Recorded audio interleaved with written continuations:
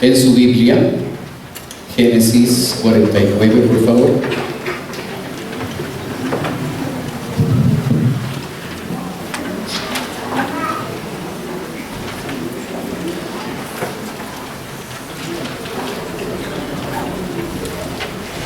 Vamos a empezar en el versículo 14, Génesis 49, versículo 14. Oremos, por favor. Padre Celestial, queremos darte gracias, Señor, por la bendición que nos das de poder cantarte, de poder alabarte, de poder abrir tu palabra y poder encontrar en ella la dirección, la guía que necesitamos. Pedimos que nos ayudes a comprender tu palabra y a vivir de acuerdo a esos principios. Oramos, Señor, en el nombre de Cristo Jesús. Amén. Hace varias semanas, hace muchas semanas, nosotros estudiamos en Génesis 49 la bendición de un padre moribundo, Jacob, que estaba postrado en una cama, y empezó a bendecir, a decir sus últimas palabras a 12 hijos, a los 12 patriarcas que formarían las 12 tribus de Israel. En ese mensaje estudiamos la bendición de los primeros 4 hijos que Jacob bendijo. Empezamos ahora con el quinto hijo, Isacar, ahí en Génesis 49, 14. Y lo que necesitamos recordar es que la bendición de Jacob hacia sus hijos era más que la bendición de un padre moribundo. En esa bendición estaba unida una profecía. Es decir, la bendición de ese padre tenía la garantía de que Dios iba a cumplir las palabras que estaban diciendo a cada uno de esos 12 hijos. Cuando nosotros pensamos en construir un futuro exitoso en nuestra vida cristiana, debemos observar que lo que les pasa a estos hijos es lo que realmente nosotros, el ejemplo de ellos, tanto el bueno como el malo, es el que nosotros deberíamos considerar para poder garantizar, para poder construir un futuro exitoso. Empezamos con Isacar, versículo 14, dice: Isacar, asno fuerte, que se recuesta entre los apriscos, y vio que el descanso era bueno y que la tierra era deliciosa, y bajó su hombro para llevar, y sirvió en tributo. Isacar significa recompensa. Los hombres de esta tribu, tanto Isacar como sus descendientes, se van a caracterizar por ser gente laboriosa. Por eso la comparación con un asno fuerte, característica de hombres fuertes, de hombres laboriosos. En la pantalla, la siguiente, usted puede ver dónde está ubicado Isacar. Aquí tenemos un plano de Palestina y las 12 tribus, y la tribu de Isacar estaba ubicada justo aquí, la parte roja del mapa.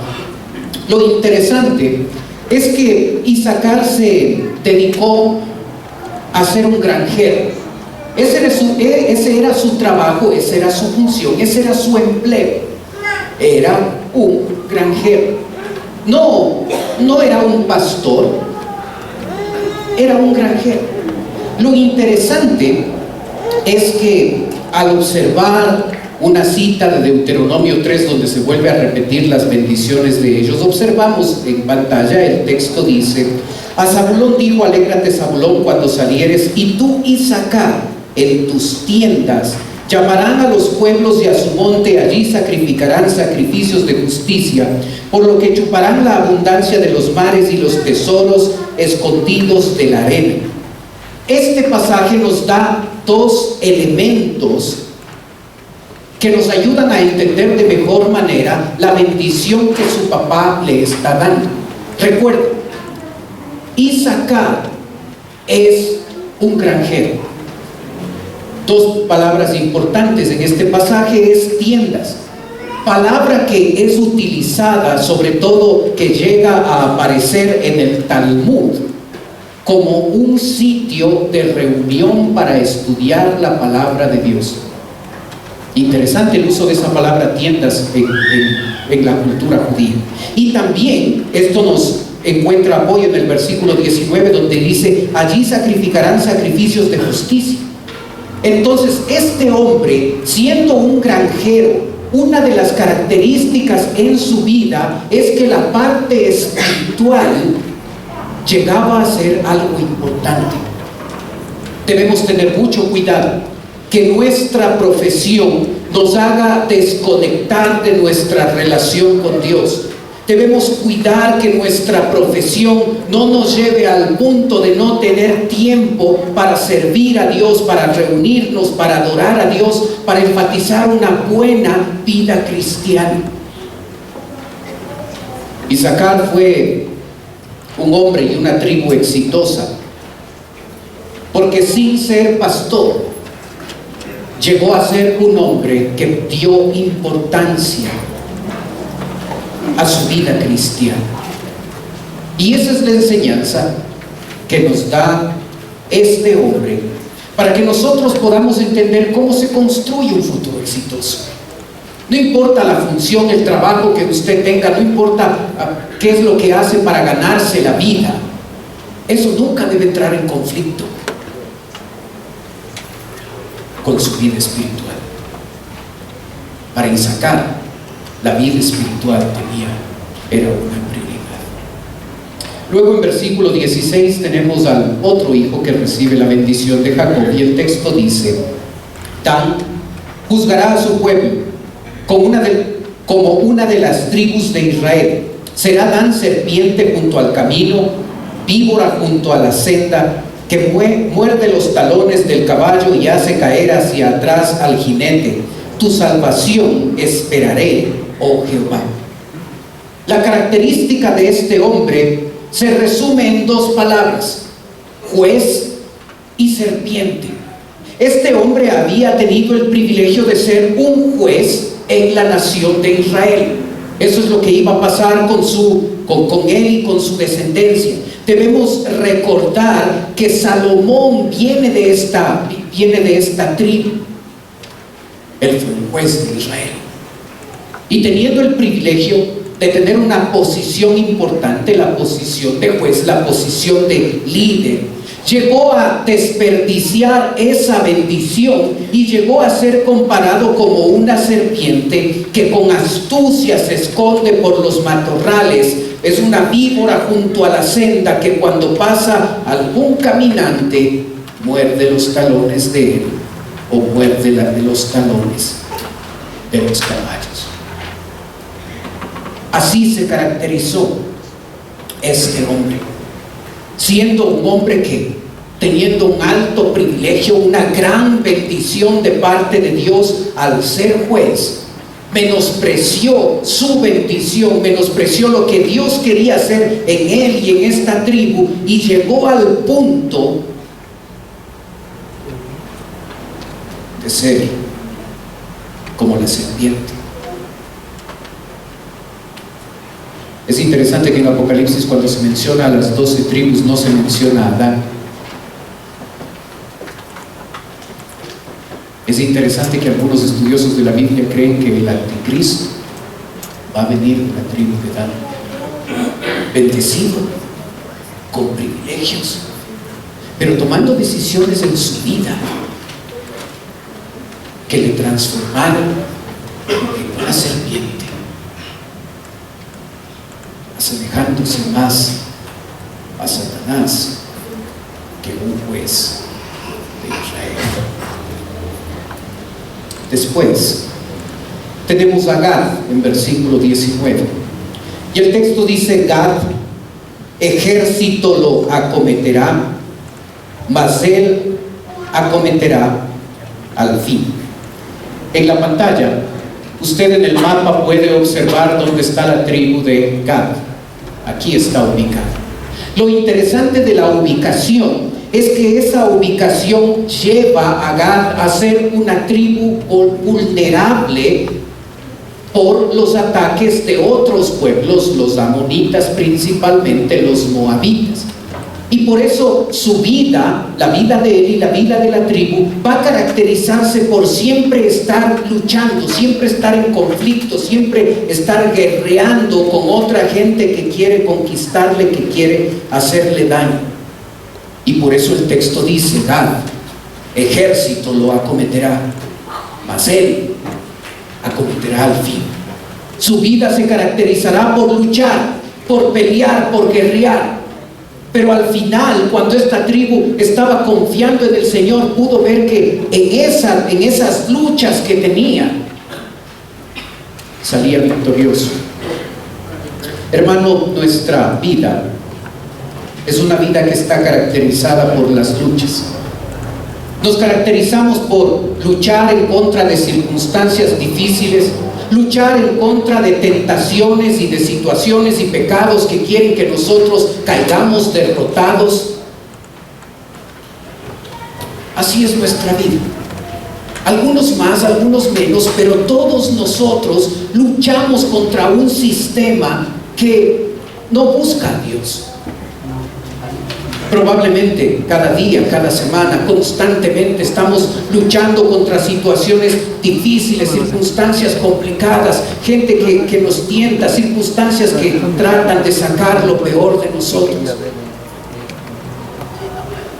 Lo interesante es que cuando Gad confió en el Señor, en esos momentos, él acometió hasta el fin. Es decir, él fue exitoso.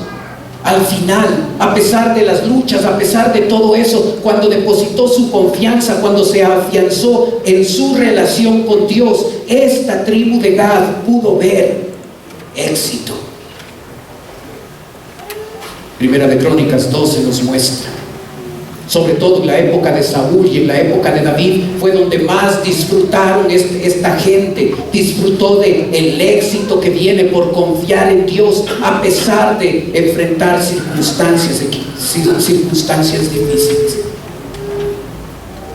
Hermano, en un futuro exitoso que nosotros construimos, las luchas van a estar ahí. La diferencia va a darse en la medida en que usted y yo depositemos nuestra confianza en el Señor y de esa forma nosotros podamos tener victoria. También de los de Gad huyeron y fueron a David, al lugar fuerte en el desierto, hombres de guerra muy valientes para pelear, diestros con escudo y pavés. Sus rostros eran como rostros de leones y eran ligeros como las gacelas sobre las montañas. Prevalecía este hombre, esta tribu, cada vez que se apoyaba en Dios. En versículo 20 tenemos a otro de los hijos de Jacob. El texto dice: el pan de Aser será sustancioso y él dará deleites al rey. En la ubicación de Aser, usted puede observar dónde está. Obviamente la tribu de Aser, al estar a la orilla del mar Mediterráneo, eso iba a producir que haya prosperidad en esta gente. Aser significa feliz, bienaventurado. Esta tribu estaba en la costa norte de Israel, una de las partes más fértiles y más prósperas. El mejor trigo, el mejor aceite es el que se encontraba en esta tierra. Aser nos enseña a disfrutar la bendición que Dios nos da. A veces como creyentes nosotros desperdiciamos energía y tiempo tratando de buscar aquello que creemos que necesitamos. El problema es que mientras nuestro tiempo y nuestra energía está enfocada en obtener lo que creemos que necesitamos, nos olvidamos de disfrutar lo que sí tenemos. Y Aser nos enseña a que debemos aprender a ser felices con lo que tenemos. No tiene nada de malo tratar de progresar, pero a veces nuestra energía, nuestro tiempo Se concentra tanto en esas cosas que quiero lograr para progresar, que me olvido de disfrutar lo que ya tengo, que me olvido de disfrutar de mi familia, de mis hijos, de lo que tengo en casa. ¿Le ha pasado? A veces se va la vida tratando de obtener lo que creo que me va a hacer feliz, cuando deberíamos estar contentos, como dijo Pablo, con lo que hoy tengo. Aprendamos a ser felices con lo que ya poseemos y démosle gracias a Dios por su bendición, y no lleguemos a caer en el error de que por tratar de buscar esa cosa nos olvidamos de disfrutar la bendición que Dios ya nos ha dado. En versículo 21 aparece otro hijo, Neftalí. El texto dice: Neftalí, sierva suelta, que pronunciará dichos hermosos. Este hombre y esta tribu se van a caracterizar por dos elementos principales en su vida. Sierva o gacela es una ilustración utilizada por el escritor para mostrar la rapidez de la conquista que esta gente iba a tener sobre otros enemigos, la velocidad con la que iba a ser.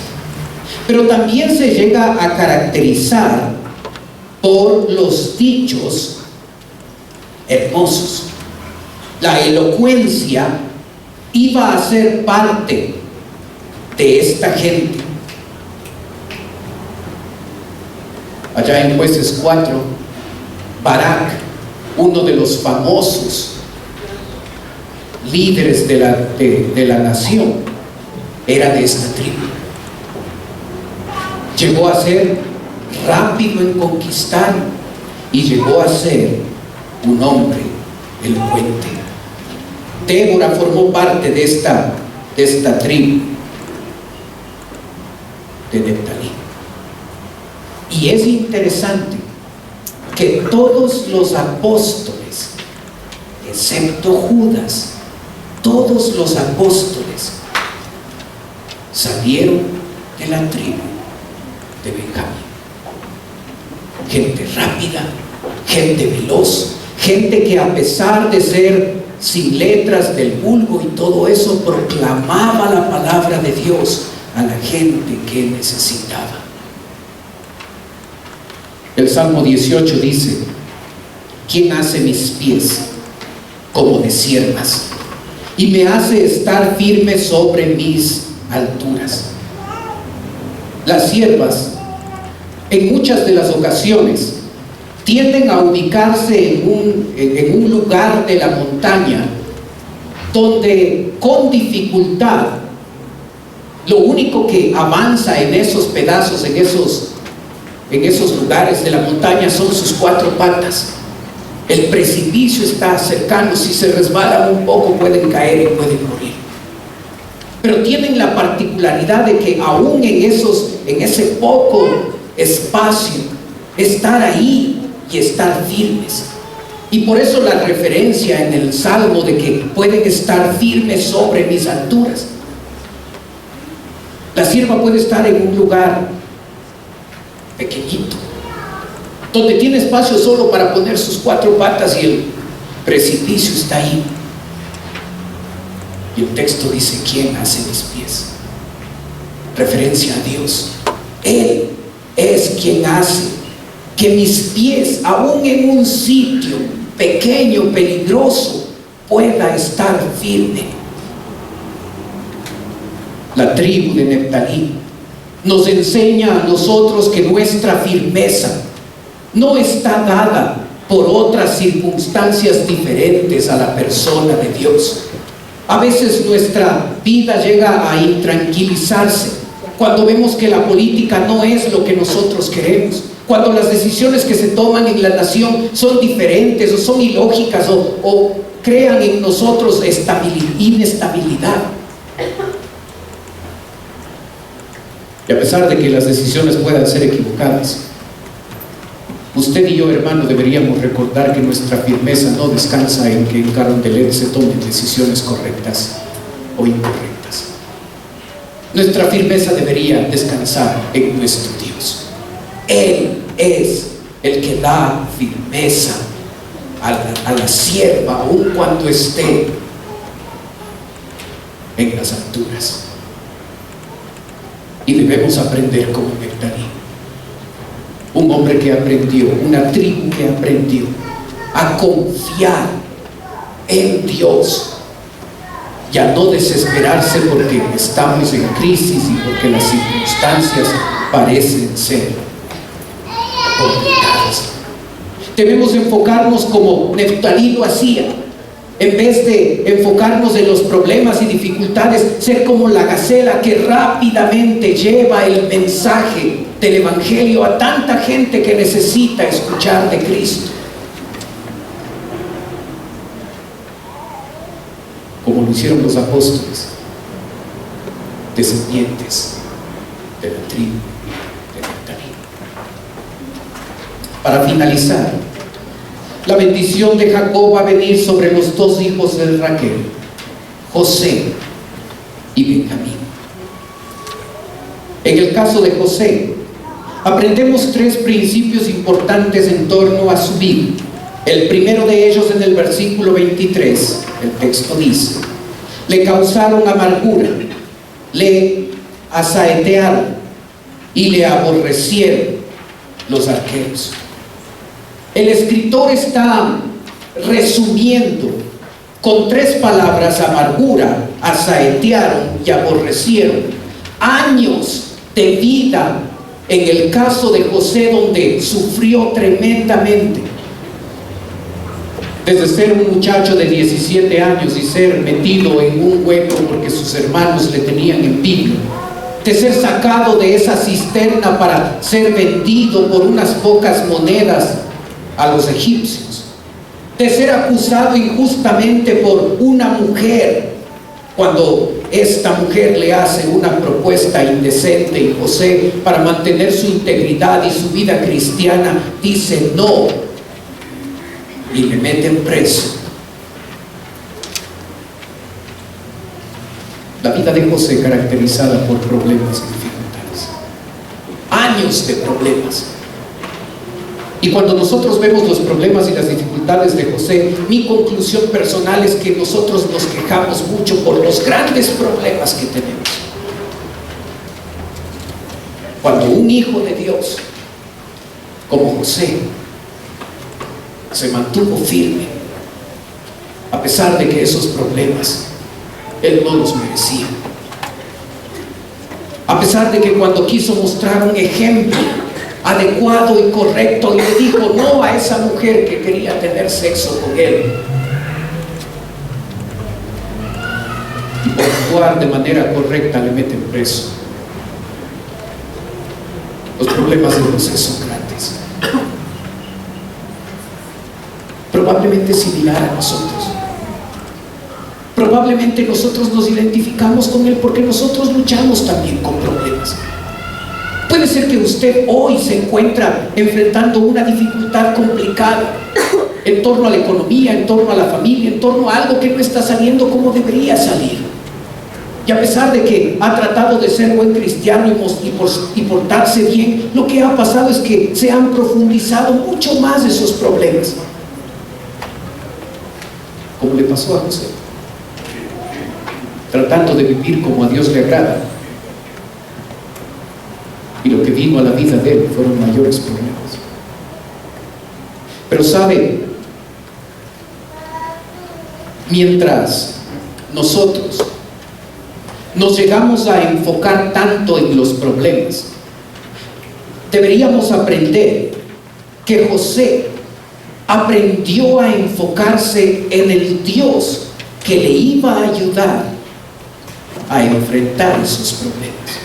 El verso 24 dice: mas su arco se mantuvo poderoso y los brazos de sus manos se fortalecieron por las manos del fuerte de Jacob, por el nombre del pastor, la roca de Israel, por el Dios de tu Padre, el cual te ayudará, por el Dios omnipotente, el cual te bendecirá con bendiciones de los cielos de arriba, con bendiciones del abismo que está abajo, con bendiciones de los pechos y del vientre. ¿Observó esto? 5 nombres utiliza el escritor para referirse a Dios.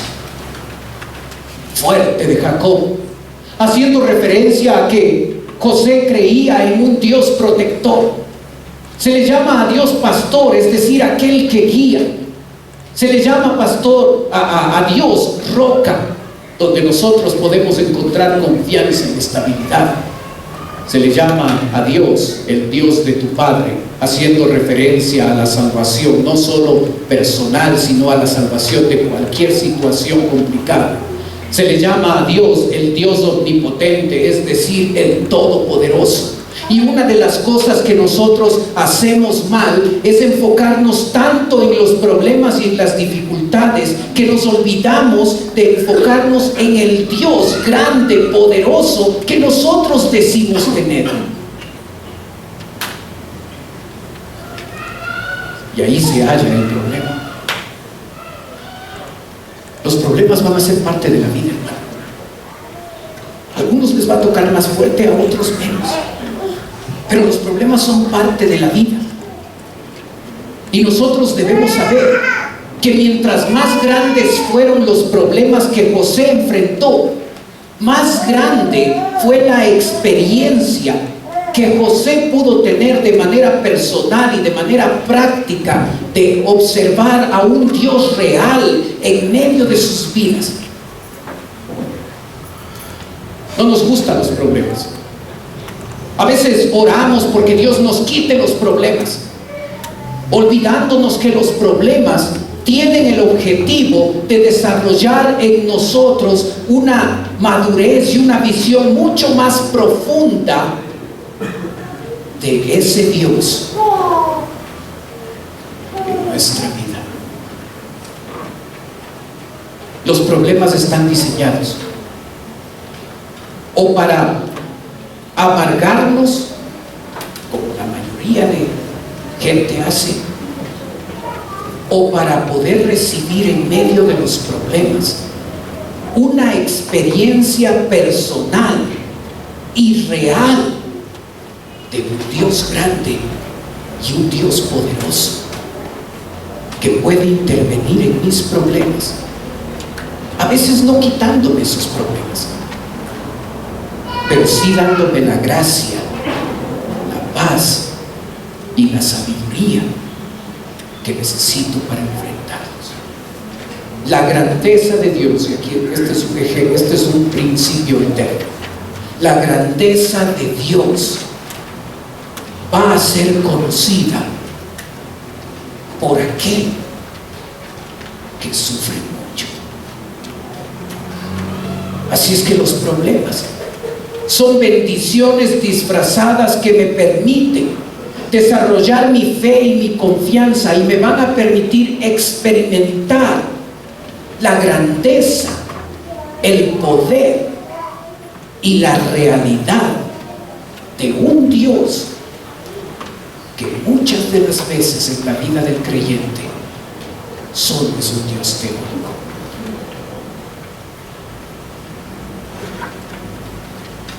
Después de múltiples problemas enfrentados por José y después de conocer a Dios en 5 diferentes facetas, José va a recibir una bendición especial en su vida. El versículo 25 nos dice: por el Dios de tu Padre, el cual te ayudará, por el Dios omnipotente, el cual te bendecirá con bendiciones del cielo de arriba. ¿Cuáles son las bendiciones del cielo de arriba? Lluvia. Con bendiciones del abismo que está abajo, fuentes de agua donde ellos cavaban un hueco y podían tener agua indispensable para la gente, indispensable para su ganado, con bendiciones de los pechos y del vientre, una gran descendencia. Las bendiciones de tu padre fueron mayores que las bendiciones de mis progenitores. Hasta el término de los collados eternos será sobre la cabeza de José y sobre la frente del que fue apartado de entre sus hermanos. Observa las bendiciones de Dios. Habla de bendiciones materiales, la lluvia, las fuentes de agua, una gran descendencia. Pero habla de bendiciones espirituales. La palabra apartado que usted ve en el versículo 26 va a ser utilizada más adelante en número 6 para distinguir dentro de los creyentes a aquellos que iban a ser nazareos, hombres consagrados a Dios. Ese es un nazareo. Así es que, si bien es importante la bendición material que Dios le va a dar a José, la bendición espiritual que Dios le va a dar a este hombre es tremendamente significativa. Va a ser un hombre consagrado a Dios. Va a ser una tribu que se caracterice por tener un enfoque importante en las cosas del Señor. Y de esa tribu de José se van a levantar hombres como Josué, como Débora, como Samuel, como Gedeón, como Jefte.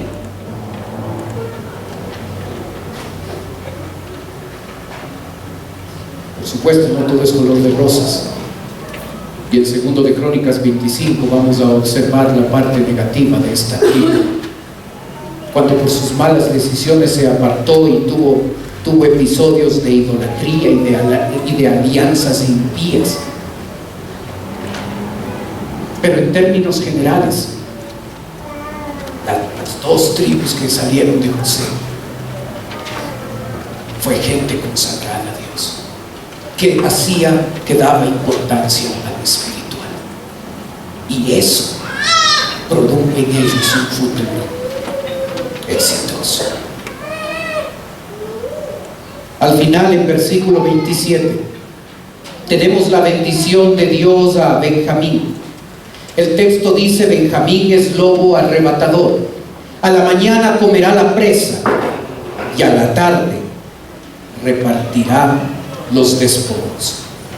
La frase lobo arrebatador describe a Benjamín y a su tribu como un guerrero feroz.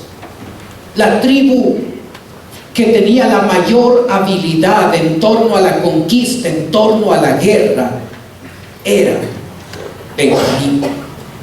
Era gente que por esa habilidad militar llegó a depender tanto de sus propias habilidades que en ciertos momentos de la historia, en el Antiguo y Nuevo Testamento, podemos ver a gente orgullosa que creía en sus propias habilidades y llegó en esos momentos a no confiar en el Señor, porque para ellos no necesitaban de Dios. Tenían todos los recursos y habilidades naturales para poder vivir solos, sin necesidad de Dios.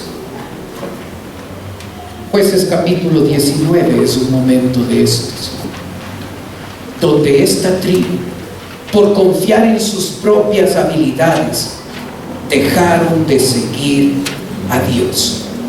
Se creían invencibles, y la verdad es que sí lo eran. Se creían implacables,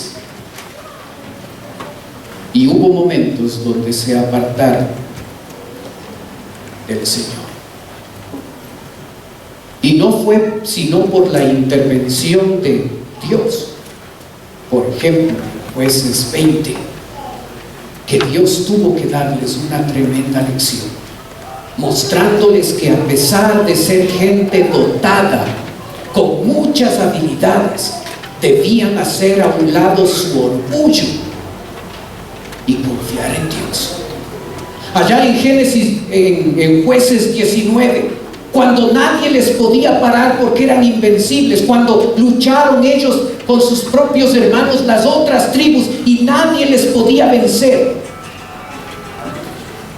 Dios en Jueces 20 interviene y con la poderosa mano de Dios les derrota, para que aprendan que el verdadero éxito no está en confiar en las habilidades personales, sino poner la confianza en Dios.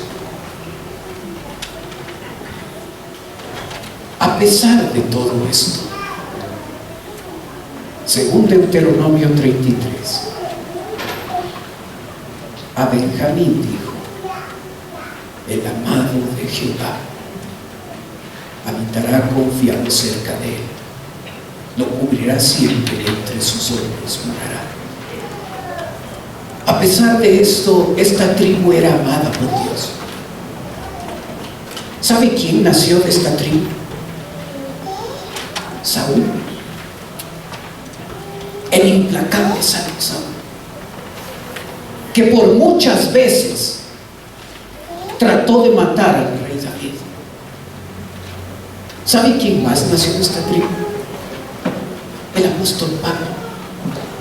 Antes de conocer de Cristo, implacable al ser perseguidor de la iglesia y tratar de aniquilar a todos los cristianos.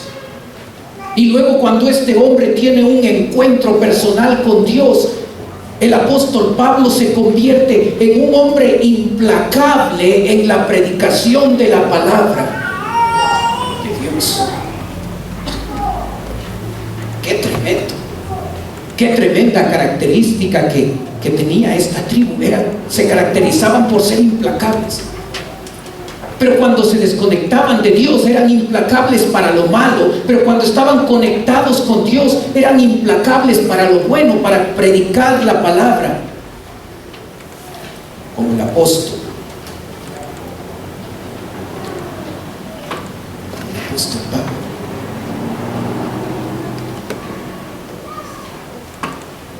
¿Desea un futuro exitoso? Aquí tenemos a un grupo de 12 hombres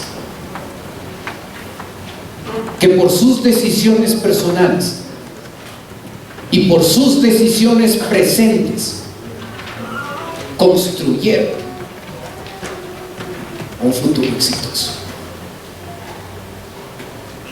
Ayer en la noche estaba viendo una de las películas que más me gustó.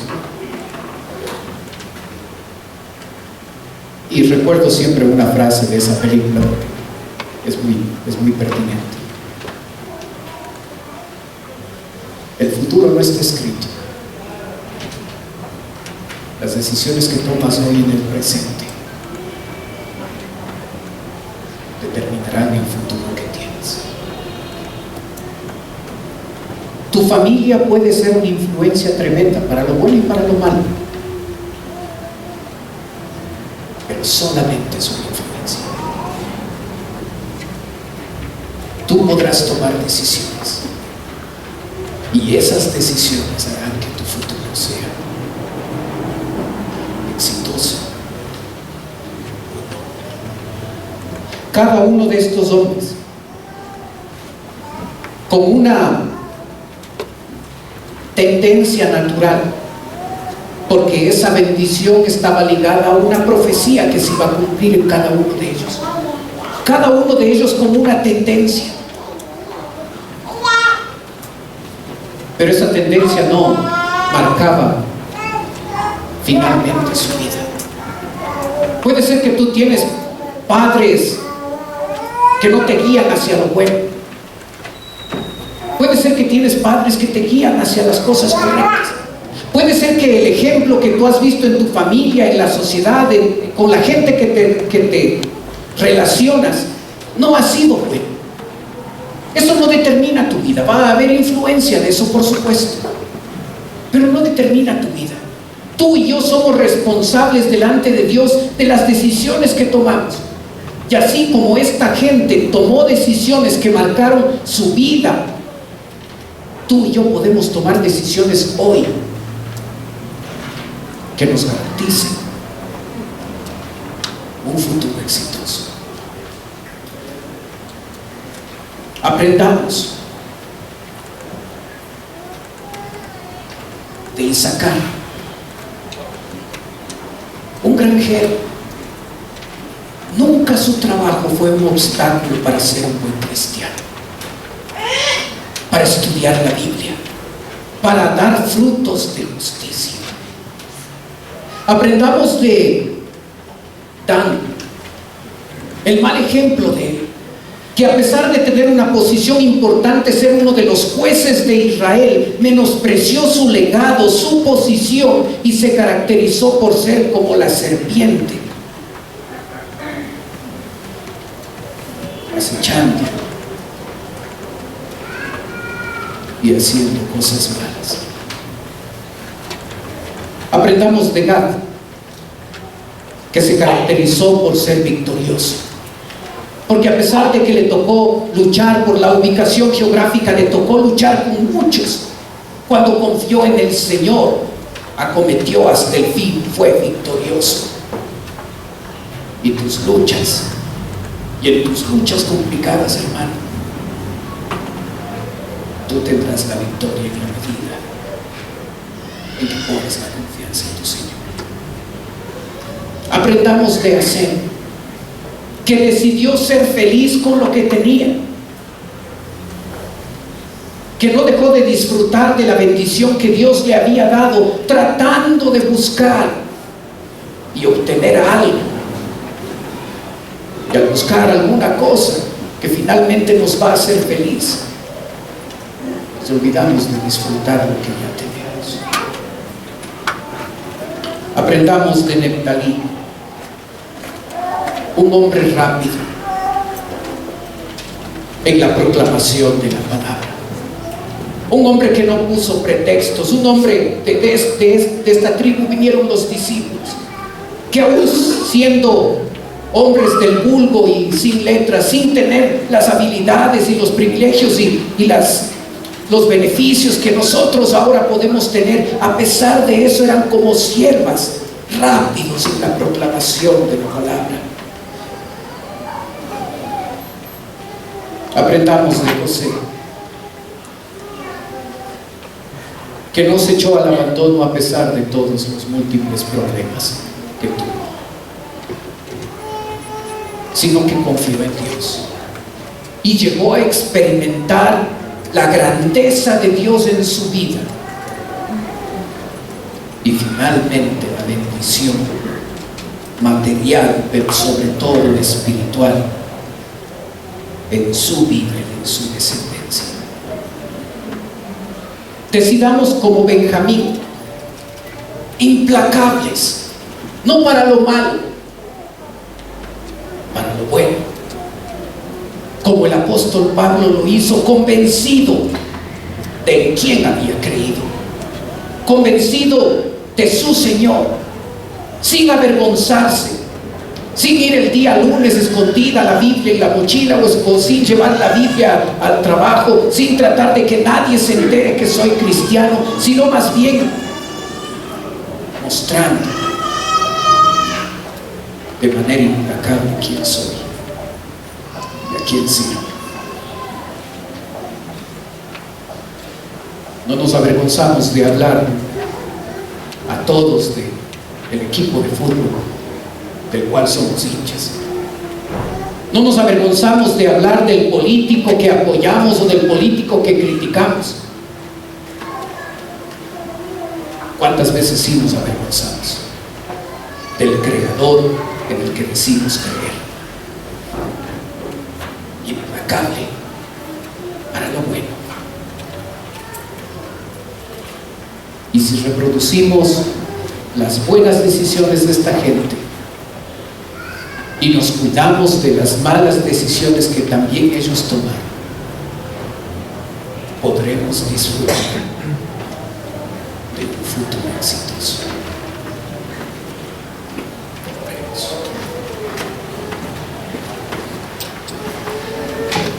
Padre Celestial, gracias, Señor, por tu palabra. Gracias, Señor, por lo que podemos aprender. Ayúdanos a recordar, Señor, que nuestro futuro lo construimos hoy.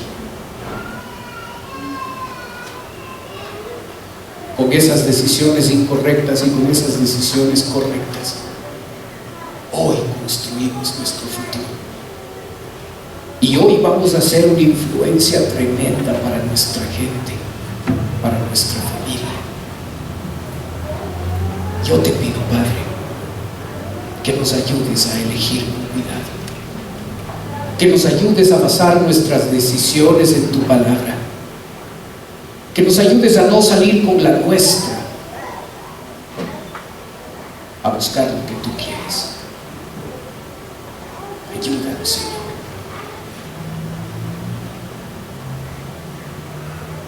A decidir adecuadamente. Mientras usted sigue orando, por favor, cerrando sus ojos. Puede ser que esta mañana nos está visitando alguien por primera vez. Y si ese es su caso, usted dice: pastor, yo vengo por primera vez, yo quisiera que usted ore por mí. Mientras los demás tienen sus ojos cerrados, usted puede levantar un ratito su mano y con eso me está diciendo: vengo por primera vez, ore por mí. ¿Hay alguien así esta mañana? Gracias, veo su mano. Alguien más por primera vez que desee que oremos.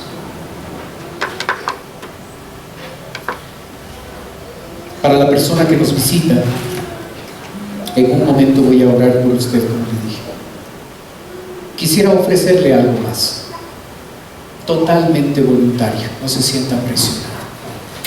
Si usted desea, usted puede tomar sus cosas y puede pasar a la parte de abajo donde estoy yo. Si usted lo hace, una persona de nuestra iglesia se va a acercar y le va a llevar a otro lugar de la iglesia y en un lugar privado va a conversar con usted. Si no desea hacerlo, está bien, pero si quiere hacerlo en este momento, puede pasar. Los demás tienen sus ojos cerrados para que no le dé recelo, no le dé vergüenza de pasar. Pero si desea hacerlo con toda confianza, venga, permítanos comenzar un momento con usted, permítanos servirle.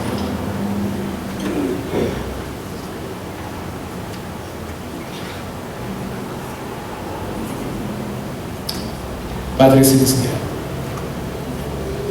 te ruego por nuestras visitas.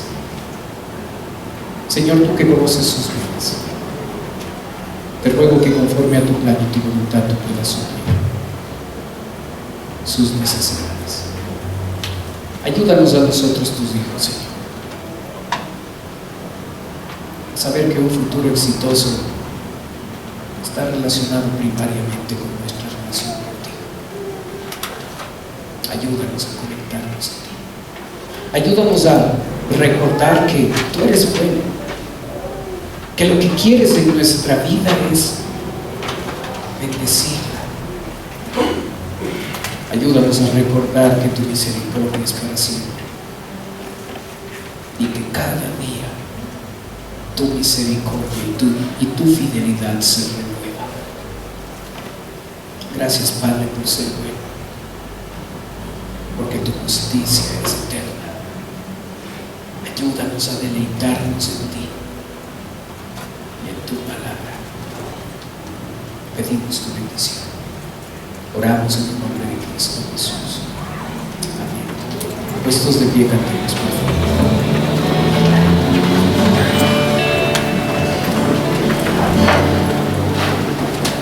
Porque tú eres bueno,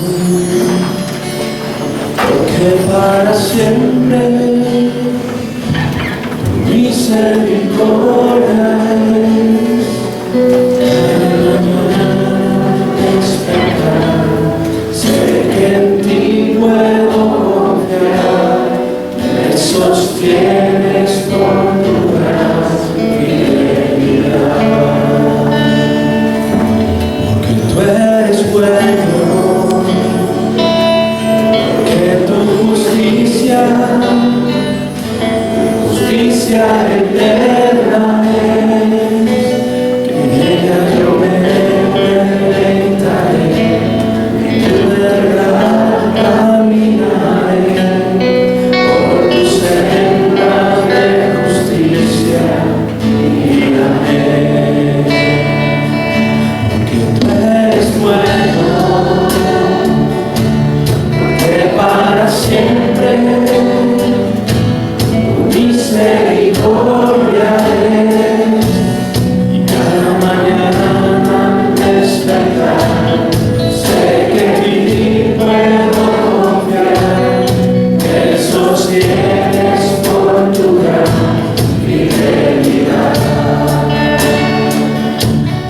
tú eres bueno, porque tu